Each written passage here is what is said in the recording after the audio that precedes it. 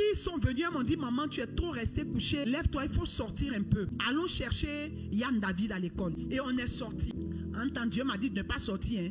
J'ai écouté mes filles, on est sortis. Nous sommes partis.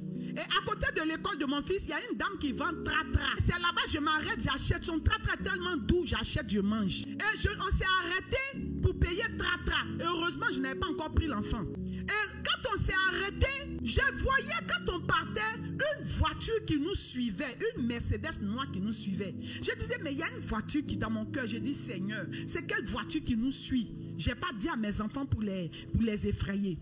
Et quand on s'est arrêté, la voiture nous a dépassé, s'est garée devant nous. Et puis 2 hommes sont sortis avec des pistolets. Alléluia. Ils sont sortis. Quand j'ai vu le pistolet, j'ai pris mon sac à main, j'ai jeté sur la dame. Comme elle me connaît, j'ai dit, garde, après je vais prendre. Ils n'ont pas braqué la femme. Hein. Ils m'ont poussé. Monté dans la voiture. Allez, ils ont tapé ma fille, ils l'ont mise derrière. Et puis, il y a un qui a pris le volant, et puis l'autre est passé derrière. Et quand il est passé derrière, il m'a mis le pistolet dans la gorge comme ça. Il dit, allez, on s'en va. Allez, où tu as mis l'argent là? Vous l'avez fait fête, non? Anniversaire, non? On nous a dit que vous avez au moins 12, vous avez mis au moins 12 millions. Où tu as mis l'argent? Tu ne nous dis pas, on connaît chez toi, hein? On va partir chez toi. C'est de chez toi qu'on a commencé à te suivre. Et puis, il fait, et puis moi, dans mon cœur, je priais, Seigneur, préserve-nous de la mort. Seigneur, protège-nous, je priais. Mais quand je prie, il me gifle. Tais-toi. Et puis celui qui conduit dit, pourquoi tu la frappes? Ils nous ont dit de ne pas la frapper. Et puis toi, tu la frappes. Et puis l'autre qui avait le pistolet dit, ils nous ont dit de faire attention. La femme là, quand elle parle pas, et puis elle parle dans son cœur là, c'est ça même qui est dangereux. Je sais qu'elle est en train de nous attacher ça. Je la frappe pour la disser, je vous assure. Ils m'ont frappé dans la tête. Ma fille, il y a une de mes filles qui les regardait. Delia, ils ont giflé. Tu nous regardes pour nous reconnaître. Ils ont pris le pistolet. Il me met là. Il prend la tête du pistolet. Il me tape sur la tête. Oh, où tu as mis l'argent? Jusqu'à d'en tourner de 17h à 19h. Et ils nous ont lâchés à l'école Les Perles. Quand ils m'ont déposé, ils m'ont fouillé. Où est ton portable? Ton portable, c'est un portable rouge à clapette. On connaît. Où tu as mis? Ils m'ont fouillé. Quand je dis ils m'ont fouillé, ils m'ont fouillé. Je portais un boubou, ils m'ont fouillé. Et puis après, ils n'ont rien trouvé. Ils nous ont laissés, ils ont pris la voiture. Quand ils nous ont laissés, ils ont pris la voiture, ils sont partis. Un moment, j'ai vu, ils ont fait marche arrière.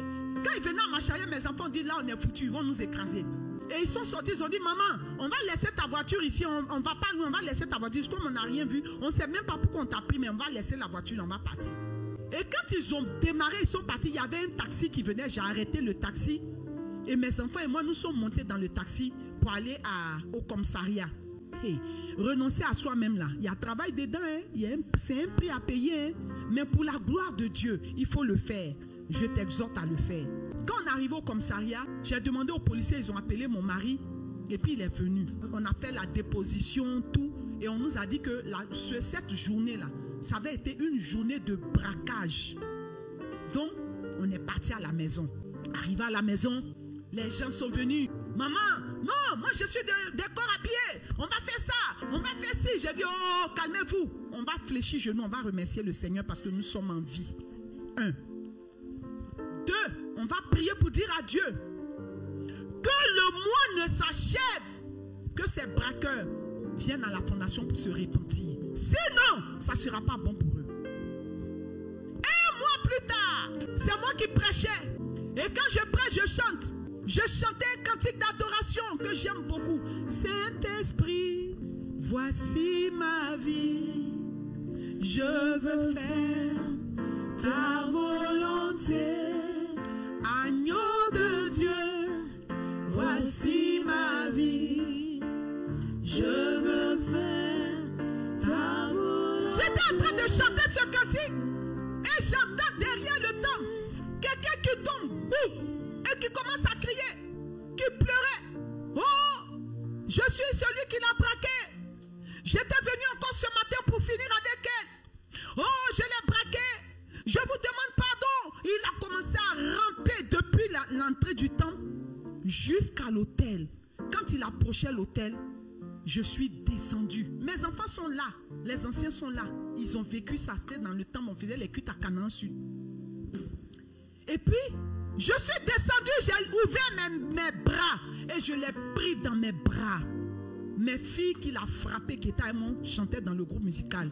Je me suis retenue, je leur ai dit, venez, on va pardonner. Elles ont dit, elles ne viennent pas. Non, maman, on ne vient pas. Quelqu'un qui t'a frappé, quelqu'un qui a dit, tu le prends dans tes bras. Je dis oui. Seigneur, pardonne-lui. Seigneur, pardonne-lui. Ce n'est pas lui, ce sont les esprits qui l'animaient. Et je l'ai pris dans mes bras. J'ai appelé le département social. J'ai appelé le département sécurité.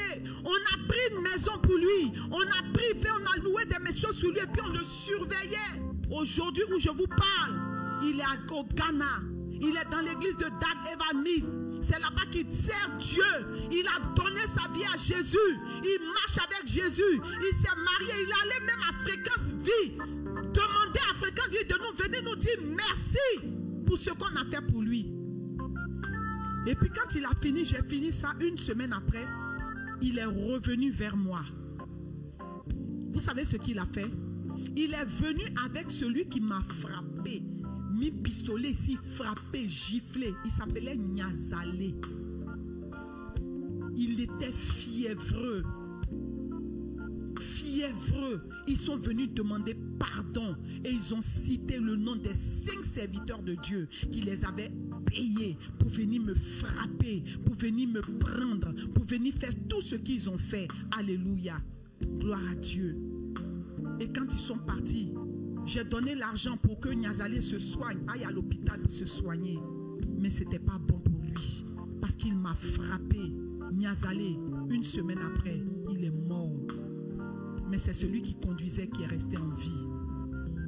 Je suis venu vous dire, mes frères et sœurs, quelles que soient les persécutions, restons fermes, restons intègres, ayons le discernement.